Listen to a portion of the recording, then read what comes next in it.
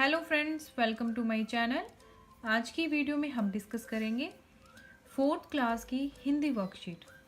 तो चलिए, सबसे पहला क्वेश्चन है, भाषाओं का लिपियों से मिलान करो। तो हिंदी की लिपि है देवनागरी, अंग्रेजी की लिपि है रोमन, उर्दू की लिपि है फारसी और पंजाबी की लिपि है गुरुमुखी। अब देखिए, नेक्स्ट क्वेश्चन है, वाक्यों को पढ़कर भाषा का सही रूप लिखो। इन सभी वाक्यों को पढ़ के आपको बताना है कि इन वाक्यों में कौन सी भाषा का प्रयोग हुआ है। जैसे हमारे भाषा के कितने प्रकार होते हैं, मौखिक भाषा, लिखित भाषा और एक सांकेतिक भाषा जो इशारों में बात की जाती है। ठीक है, तो फर्स्ट है, देखिए, श्याम पुस्तक पढ़ रहा है। पुस्तक पढ़ रहा है, इसका मतलब यहाँ पे मौखिक भाषा का प्रयोग हुआ है। ओके, उसके बाद सीमा चित्र बना रही है। तो सीमा चित्र बना रही है, वो कुछ बोल नहीं रही है, इसका मतलब यहाँ पे लिखित भाषा का प्रयोग हुआ है। उसके बाद राधा पत्र लिख रही है, इसमें लिखित भाषा का प्रयोग हुआ है। पापा अखबार पढ़ रहे हैं, तो अखबार पढ़ रहे हैं, इसका मतलब मौखिक भाषा का प्रयोग हुआ है। उसके बाद थर्ड क्वेश्चन है, दिए गए शब्दों को सही क्रम में लिखकर वाक्य बनाओ। तो फर्स्ट हमारा पार्ट है, माँ है रही खाना बना। ये जो शब्द हैं इनको सही क्रम में लगा के हमें वाक्य बनाना है। तो इसका वाक्य बनेगा, माँ खाना बना रही है। ओके, नेक्स्ट वन, पानी में है ग्लास। तो इसका सही वाक्य कैसे बनेगा, देखिए, हमें इन शब्दों को सही क्रम में लगाना है। गिलास में पानी है। नेक्स्ट वन, महल में रहता राजा है। तो इसका वाक्य बनेगा, राजा महल में रहता है। उसके बाद है, पढ़ाई कर रहा मोहन है। इसका बनाइए, तो इसका हमारा बनेगा, मोहन पढ़ाई कर रहा है। ओके, फोर्थ क्वेश्चन है, दिए गए शब्दों में से सर्वनाम छांट कर लिखो। सर्वनाम शब्द कौन से होते हैं, जो कि संज्ञा के स्थान पर प्रयोग किए जाते हैं। तो इन शब्दों में से हमें सर्वनाम छांट कर अलग लिखने हैं। वह हमारा सर्वनाम है। राम किसी का नाम है, तो राम सर्वनाम नहीं होगा, ये संज्ञा है। ओके, तुम हमारा सर्वनाम है।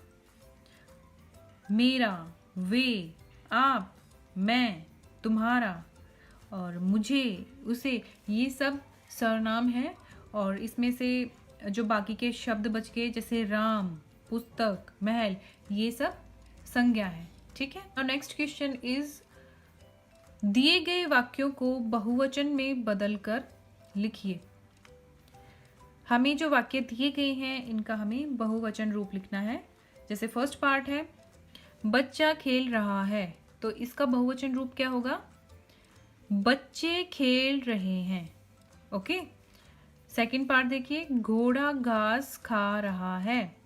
तो इसका बहुवचन देखिए क्या होगा, घोड़े घास खा रहे हैं।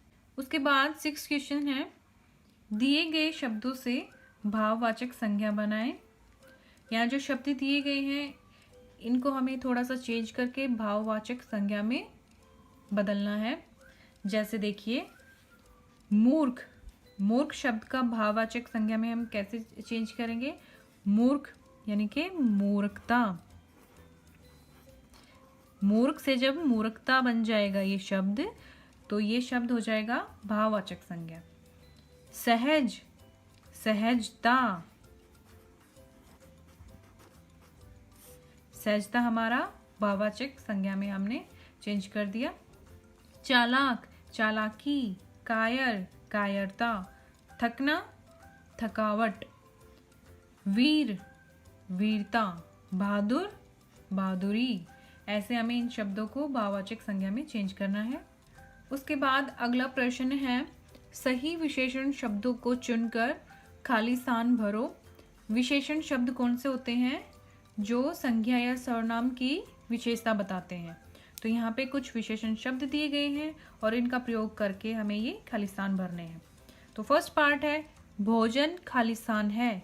तो भोजन देखिए, मीठी है, गोल है, स्वादिष्ट है, नीला है, चटपटा है।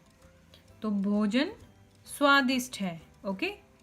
आसमान खाली स्थान है, आसमान नीला है। पृथ्वी खाली स्थान है, पृथ्वी गोल है। कोयल की बोली मीठी है, समोसे चटपटे हैं। ठीक है। उसके बाद पर्यायवाची शब्द लिखो। फर्स्ट है शिक्षक। शिक्षक का पर्यायवाची कौन से शब्द होंगे? और पर्यायवाची शब्द कौन से होते हैं? समानार्थी शब्द, यानी कि उसी शब्द के एक से ज्यादा मीनिंग। ओके। तो शिक्षक का पर्यायवाची क्या होगा? गुरु और अध्यापक।